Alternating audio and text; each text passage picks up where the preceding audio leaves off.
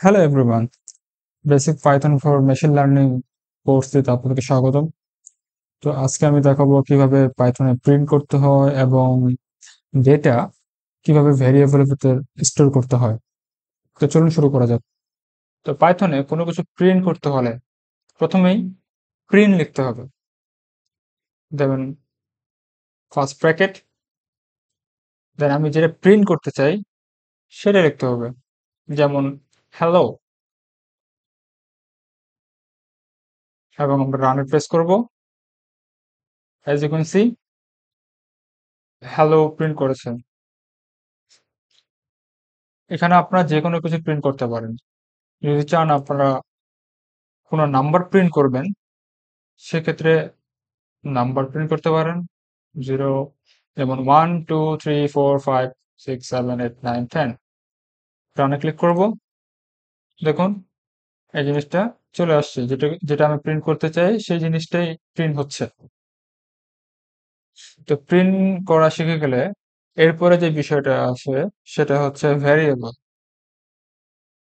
তো ভ্যারিয়েবল হচ্ছে কোনো ডেটাকে কোনো ভ্যারিয়েবলের ভিতরে অ্যাসাইন করা বা স্টোর করে রাখা। ঠিক আছে? ফর এক্সাম্পল আমি আপনাদের দেখাই, x equal two, double quotation দিই, হ্যালো। এখন যদি প্রিন্ট লিখি দেন এক্স দিই, সেক্ষেত্রে কিন্তু হ্যালো প্রিন্ট করবে। এর মানে কি বোঝা যাচ্ছে? এখানকার যেটা ভ্যালু আছে সেটা এক্স এর ভিতরে অ্যাসাইন্ড হয়ে গিয়েছে বা স্টোর হয়ে গিয়েছে। ঠিক আছে?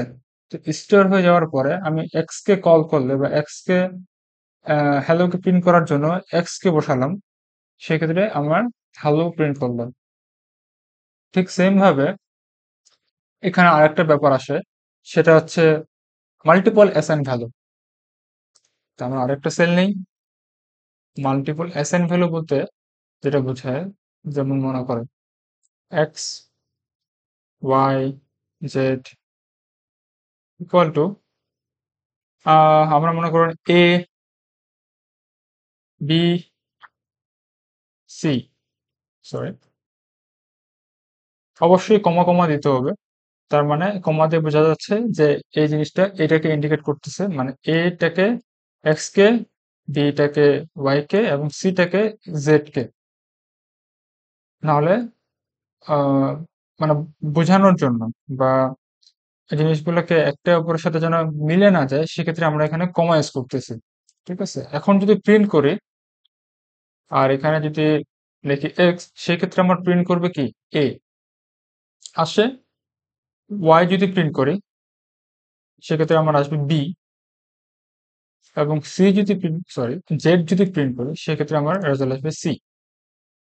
ওকে, এই গেল আমাদের many value of multiple variables বা অ্যাসাইন মাল্টিপল ভ্যালু।